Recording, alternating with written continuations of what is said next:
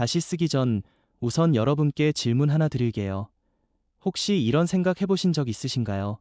내가 죽는 그 순간, 정말로 무엇을 붙잡고 싶을까?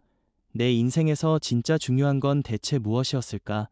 아마 우리 모두 가끔은 이런 생각을 하게 되죠. 하지만 대부분은 나중에 생각해보자 하며 밀어버립니다.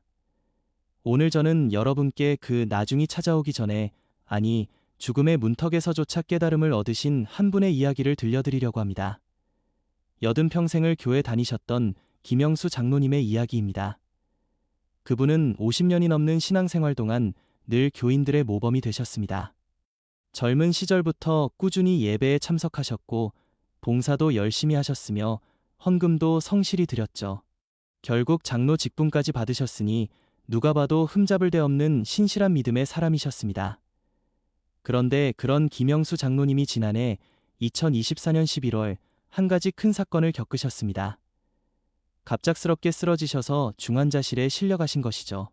심장이 위험한 상태였습니다. 그 침대 위에서 생명을 잃어가는 경계에서 장로님은 평생 믿고 따랐던 신앙이란 것이 결국 무엇이었는지 후회와 함께 깨닫게 되셨답니다. 그리고 이렇게 고백하셨습니다. 나는 평생 말씀 위에 서지 않았습니다. 말씀 옆에서 있었을 뿐입니다. 겉으로 보기엔 완벽한 신앙인이셨던 분이 왜 이렇게 말씀하실까요? 교회도 다니고 봉사도 하고 헌금도 드렸는데 대체 말씀 위에 서지 않았다는 것이 무슨 뜻일까요? 이 이야기는 단순히 한 노장로의 고백을 넘어서 우리 모두가 오늘 붙잡아야 할 진짜 인생의 주춧돌이 무엇인지 함께 생각해보는 시간이 될 것입니다. 자, 그럼 이제 김영수 장로님의 이야기 속으로 한 걸음 들어가 보시겠습니다. 김영수 장로님은 1944년 경상남도 진주에서 태어나셨습니다. 특별히 어릴 때부터 교회를 다니신 건 아니었고요. 25살 되던 해 결혼하시면서 아내를 따라 교회에 나가기 시작하셨죠. 처음엔 그저 가족을 따라가는 정도였습니다. 예배 시간에 졸기도 하셨고 설교 말씀이 귀에 잘 들어오지도 않았어요. 그런데 신기한 일이 일어났습니다. 교회에 다니기 시작하면서 장로님의 작은 철물점 사업이 점점 잘 되기 시작한 거예요. 점포를 확장하고 직원도 늘어났습니다. 그때 장로님은 이렇게 생각하셨다고 합니다. 아, 하나님이 나를 축복해 주시는구나. 역시 교회 다니는 게 맞는 일이야. 그 생각으로 더 열심히 교회 생활에 매진하셨습니다. 주일 성수는 기본이었고 새벽 기도에도 빠지지 않으셨죠. 1980년대에 들어서면서 사업은 더욱 확장되어 건축 자재 도매업으로 크게 성장했고 직원만 20명이 넘게 되었습니다. 자연스럽게 교회에서도 인정을 받기 시작했어요. 헌금을 성실히 드리고 봉사에도 적극적이셨으니까요. 남전도의 활동도 열심히 하시고 구제 사업에도 앞장서셨습니다. 그렇게 믿음의 모범으로 인정받아 1990년 46살의 나이에 장로 직분을 받게 되셨죠. 그런데 지금 돌이켜보면 그 시절의 장로님은 말씀 위에 서 계신 분이 아니었습니다. 교회 생활 자체는 아주 열심히 하셨지만 정작 말씀은 그분 인생의 중심이 되지 못했어요. 성경책은 주일마다 꼭 들고 다니셨지만 집에서 펼쳐보는 시간은 많지 않았습니다. 설교 말씀도 듣고 은혜는 받으셨지만 그 말씀을 삶에 적용해 실천하기보다는 일종의 위로나 격려의 메시지로만 받아들이셨죠. 장로님의 삶에서 진짜로 중요한 것, 그것은 따로 있었습니다. 사업의 성공이었고 자녀들이 명문대학에 진학하고 좋은 직장에 취업한 것이었고 사회에서의 명예와 체면이었습니다. 말씀은 그런 목표들을 이루는데 도움이 되는 도구 정도였던 거예요. 힘들 때 위로받는 문장이었고 중요한 결정을 내린 후에 하나님의 승인을 구하는 데 쓰는 인준서 같은 느낌이었다고 고백하십니다. 장로님은 이렇게 말씀하셨습니다. 나는 말씀을 존중했지만 의지하지는 않았습니다. 말씀을 사랑한다고 했지만 순종하지는 않았습니다. 말씀을 가까이 했지만 정말로 붙잡지는 않았습니다. 겉으로는 아주 훌륭한 신앙인처럼 보였지만 실제로는 오직 내 명철, 즉 자신의 판단과 경험만을 의지하며 살아오셨던 것입니다. 세월이 흘러 자녀들도 모두 성장하고 사업도 안정기에 접어들었습니다. 장로님은 이제 여유가 생겼으니 성경을 깊이 공부해야겠다고 생각하셨어요. 하지만 막상 은퇴를 하고 나니 그때는 손주들을 돌보고 교회 일과 모임에 쫓기느라 더 바빠지셨죠. 내년에는 꼭, 내후년에는 시간을 내야지 하시며 결국 말씀 공부는 또다시 미뤄지고 말았습니다.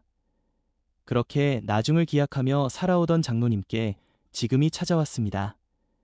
2024년 11월 80살을 코앞에 두고 갑자기 쓰러지신 것입니다.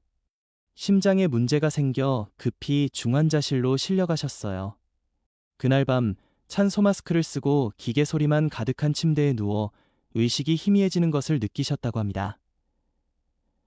내 인생이 여기서 끝나는구나. 그 순간 평생 모아왔던 수많은 것들이 아니라 단 하나의 후회가 가슴을 찢으며 밀려왔습니다. 그것은 말씀을 붙잡지 않고 살았다는 것이었습니다. 평생 교회를 다녔지만 정작 말씀 위에 서지 못했고 나중에 하겠다고 미뤄둔 그 말씀 묵상을 끝내 하지 못하고 떠나간다는 깊은 절망이었습니다. 눈물이 찬소 마스크 안으로 흘러내렸지만 소리내어 울 수도 기도할 수도 없었습니다. 그저 마음속으로 주님 용서하소서 하고 울부짖을 뿐이었죠. 그때였습니다. 평생 쥐고 살았던 것들이 하나둘씩 손에서 빠져나가는 것을 느끼셨어요. 사업의 성과, 자녀들의 성취, 사회적 명예, 교회의 장로라는 직분까지도 죽음 앞에서는 아무것도 붙잡을 수 없는 허무한 것들이 되고 말았습니다. 그제야 비로소 깨달았습니다. 아, 내가 붙잡아야 했던 건 이런 것들이 아니었구나. 내가 진정 붙잡아야 했던 건 오직 말씀이었구나. 그 절망의 순간 어디선가 따뜻하고 선명한 목소리가 들려왔습니다. 아들아, 한 번도 들어본 적 없는 그러나 누구의 목소리인지 직감할 수 있는 그 부르심. 꾸짖거나 정죄하는 음성이 아닌 오랜만에 돌아온 자식을 기다리던 아버지의 따뜻한 목소리였습니다. 그 음성이 계속 이어졌습니다. 아들아, 내가 평생 붙잡아야 할 것은 내가 이룬 것이 아니라 내가 너에게 준 말씀이다. 그 말씀을 들으시는 순간 온몸에 전율이 흘렀다고 합니다. 맞아. 그게 맞아. 내가 평생 잘못 살았어. 주님께 용서를 빌고 싶었지만 여전히 입술은 움직이지 않았습니다. 주님, 너무 늦은 것 아닙니까? 하는 마음속 질문에 다시 그 음성이 답하셨습니다. 아들아, 늦지 않았다. 내가 지금 깨달았다면 이제부터라도 붙잡아라. 그 말씀에 감사한 눈물이 쏟아졌습니다. 죽음의 공포 대신 깊은 평안이 마음에 들어왔죠. 그리고 기적적으로 장로님의 심장은 다시 뛰기 시작했습니다. 의사 선생님도 놀라워할 정도로 위험한 고비를 넘기신 것입니다. 병원 침대에서 깨어나 가족들의 얼굴을 보신 장로님은 한 가지를 확신하게 되셨습니다. 주님이 나를 다시 살리신 이유가 분명히 있구나. 몸이 회복되자마자 하신 첫 번째 일은 성경책을 달라고 하신 것이었습니다. 오랜만에 펼친 성경, 이번에는 다르게 읽히기 시작했습니다. 지식으로, 의무로 읽는 것이 아니라 목마른 사람이 생수를 찾듯이 간절히 찾아 읽으셨죠. 주님, 저에게 말씀해 주세요. 제가 어떻게 살아야 합니까? 그때 시편 119편 105절이 눈에 들어왔습니다. 주의 말씀은 내 발의 등이요 내 길의 빛이니이다. 이 구절을 보시는 순간 또다시 눈물이 났습니다. 평생을 자신의 명철과 경험을 등불 삼아 살아왔지만 정작 진정한 등과 빛은 오직 하나님의 말씀뿐이었다는 사실을 뼈저리게 깨달으신 거예요. 퇴원하신 후 장로님의 삶은 완전히 바뀌었습니다. 매일 아침 가장 먼저 하시는 일은 스마트폰을 보는 것이 아니라 성경을 펼치는 것이었죠. 하루에 한 장, 천천히 정성껏 읽으시며 주님, 이 말씀을 제 삶에 어떻게 적용해야 합니까? 하고 묵상하며 기도하셨어요. 또한 특별히 성경 필사를 시작하셨습니다. 떨리는 손으로 한 글자 한 글자 정성스럽게 베껴 쓰시는 거예요. 평생 눈으로만 읽었는데 이제는 손으로 쓰며 마음에 새기고 싶다는 것이 그 이유였습니다. 창세기부터 시작해 한 장 한 장 쓰시며 그 속에서 전에는 보지 못했던 하나님의 마음과 경계와 사랑을 새롭게 발견하셨다고 합니다. 변화는 생활 전반에 스며들었습니다. 결혼 50년이 넘도록 쑥스러워 잘하지 못했던 사랑한다는 말을 아내께 늘 하시게 되었고 자녀들에게는 과거의 잘못을 사과하셨습니다. 교회에서는 장로의 권위를 내세우기보다는 청소와 주차 안내 같은 섬김의 일을 기쁘게 하셨죠. 기도의 내용도 바뀌었습니다. 내 뜻대로가 아닌 주님의 뜻대로를 구하는 기도로, 헌금도 남보기 위한 것이 아닌 감사와 기쁨으로 드리는 마음으로 변했습니다.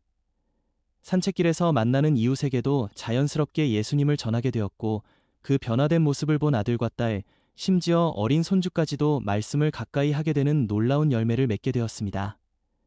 이제 장로님은 이렇게 말씀하십니다. 후회는 됩니다. 젊었을 때 이렇게 살았으면 얼마나 좋았을까요? 하지만 하나님은 제 인생의 그런 실패까지도 사용하셔서 제 이야기를 통해 다른 분들이 늦기 전에 깨닫게 하십니다. 지금이라도 깨달은 것이 감사할 뿐이에요. 그리고 이 메시지를 우리 모두에게 전합니다. 여러분, 나처럼 늦게 깨닫지 마십시오. 지금 이 순간이 바로 그때입니다. 내일이 아니라 오늘이요. 말씀 옆에만 있는 삶을 멈추고 오늘부터 말씀 위에 서십시오. 주의 말씀이 여러분의 발의 등이 되고 길의 빛이 되게 하십시오. 김영수 장로님의 이야기는 여기서 끝나지 않습니다. 오히려 지금이야말로 그분의 간증이 우리의 삶에 울려 퍼져야 할 때입니다. 여러분, 지금 이 순간을 돌아보세요. 주일마다 교회에 나가고 헌금도 드리고 봉사도 합니다. 하지만 정말로 말씀이 당신 삶의 중심입니까? 큰 결정을 내릴 때 당신은 무엇을 가장 먼저 찾습니까? 인생이 흔들릴 때 당신은 무엇에 의지하며 일어섭니까? 장로님의 고백처럼 우리도 늘 나중을 미뤄오지는 않았는지요. 지금은 바빠서, 조금만 여유가 생기면, 아직 젊으니까, 나이 들면, 이런 핑계 뒤에 우리는 정작 가장 중요한 것을 계속 미루고 있는 건 아닐까요? 성경 시편 95편 7대 8절은 경고합니다. 오늘 너희가 그의 음성을 듣거든 너희 마음을 완고하게 하지 말라. 하나님은 내일이 아니라 오늘을 강조하십니다. 지금 이 순간 당신이 그의 음성을 들을 때가 바로 그때라는 것을요. 그러니 더 이상 미룰 필요가 없습니다. 나이가 어떻게 되셨든, 지금 하는 일이 무엇이든 오늘이 바로 시작할 날입니다. 어렵게 생각하지 마십시오. 내일 아침 일어나서 가장 먼저 스마트폰 대신 성경을 펼쳐보세요. 하루에 한 구절이라도 좋습니다. 그 한 구절을 천천히 읽고 무슨 뜻인지 묵상하고, 주님, 오늘 이 말씀대로 살 수 있게 도와주세요 하고 기도해보세요. 그리고 그 말씀을 실천하십시오. 서로 사랑하라는 말씀을 읽었다면 오늘 가족에게 따뜻한 말 한마디를 건네보세요. 용서하라는 말씀을 읽었다면 오늘 마음에 품고 있던 상처를 내려놓아보세요. 말씀은 단지 읽고 지나치는 정보가 아닙니다. 당신의 발길을 밝혀주는 등이요, 인생의 길을 비춰주는 빛입니다. 당신의 명철이나 세상의 지혜는 그 빛을 이길 수 없습니다. 장로님은 여든이 되어서야 그 빛을 붙잡으셨습니다.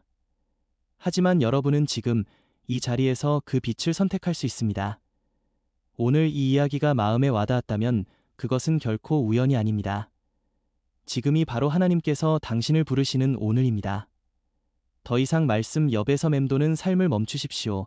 오늘 이 순간부터 말씀 위에 서십시오. 당신의 인생을 흔들리지 않는 반석 위에 세우십시오. 그 선택이 바로 당신의 오늘을, 그리고 남은 모든 내일을 바꾸는 진정한 시작이 될 것입니다. 주의 말씀은 내 발의 등이여 내 길의 빛이니이다. 시편 119, 105. 이 약속이 오늘부터 당신의 인생을 인도하는 가장 확실한 등대가 되길 바랍니다. 이제 장로님의 이야기는 끝이 났지만 여러분의 이야기는 지금 이 대목에서 새롭게 시작될 수 있습니다. 혹시 이런 생각이 드시나요? 어디서부터 시작해야 할지 모르겠어. 성경이 너무 방대해 보여. 과연 나도 변할 수 있을까? 걱정하지 마세요. 모든 큰 여정은 한 걸음으로 시작됩니다. 모든 깊은 믿음은 한 구절에서 싹이 틉니다. 장로님이 필사하며 되새겼던 그 말씀들 중 당신의 마음을 두드리는 한 구절이 있을 겁니다.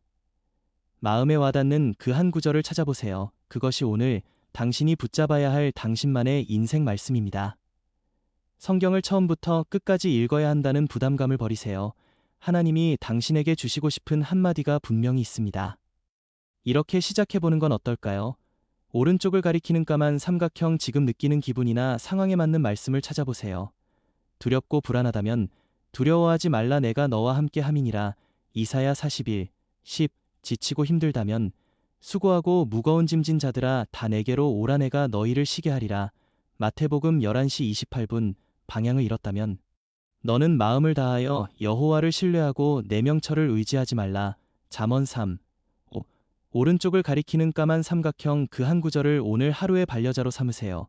노트에 적어 가방에 넣고 다니세요. 핸드폰 배경화면으로 설정하세요. 잠들기 전까지 그 말씀을 몇 번이고 속으로 읊조려 보세요.